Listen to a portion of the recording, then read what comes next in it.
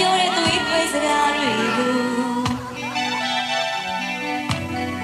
မောင်အသေးကဆွေးမြေပြီးယုံရင်မောင်တဖြည်းဖြည်းနဲ့ဝေးကြရမယ်လို့မောင်နောက်တန်ရာထိချစ်မယ်